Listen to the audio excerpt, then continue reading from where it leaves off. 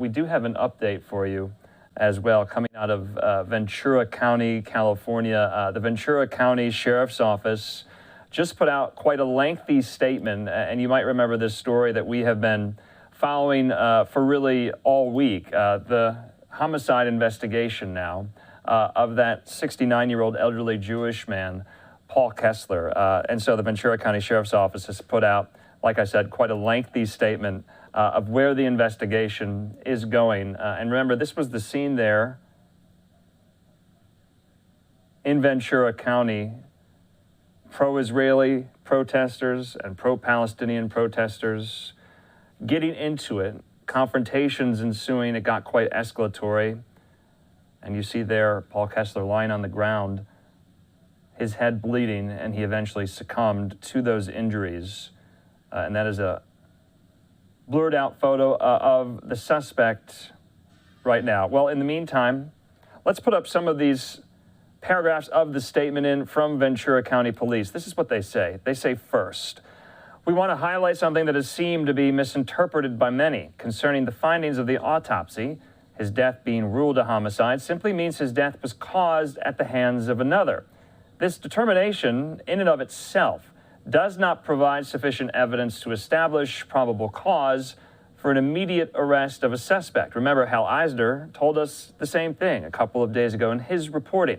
The statement goes on to say, many have expressed frustration and anger that no arrests have been made and question why the Ventura County Sheriff's Office isn't prosecuting the suspect.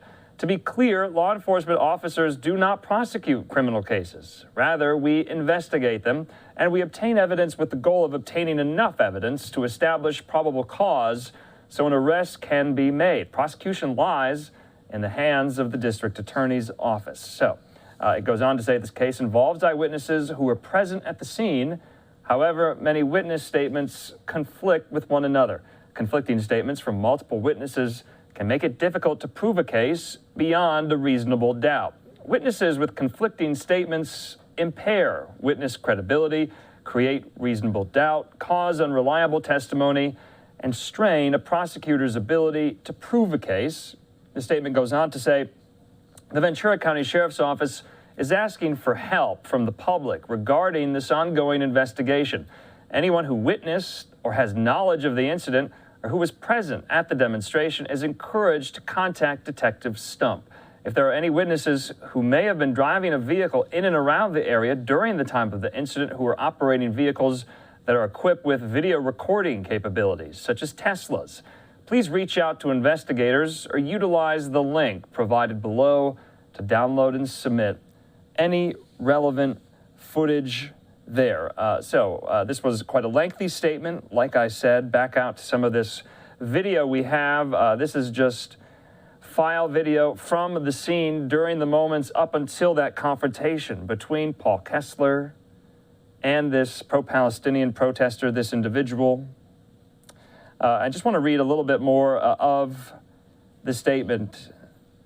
They go on to say this: our investigators are working around the clock to track down leads, scrutinize electronic data, and corroborate witness statements. They say for those who've been tracking this case in the news and on social media, you're aware there are photos and videos prior to and following the incident. You're seeing some of them right now. Currently, we do not have any footage of the actual incident taking place, which would be extremely helpful in this case and would undoubtedly show or could even refute criminal culpability. And so they also said they would like to start by expressing their sympathy for Mr. Kessler, his family, his friends, and loved ones. They said they also acknowledge the public's concern. As we know, this incident has not just affected our community, rather it is far-reaching and has gained worldwide attention both in media outlets and particularly on social media platforms. Of course, just yesterday, friends and family, those who knew Paul Kessler, came out to that very scene right there with very strong words about the death of their friend. So we wanted to make sure we got that in there as well.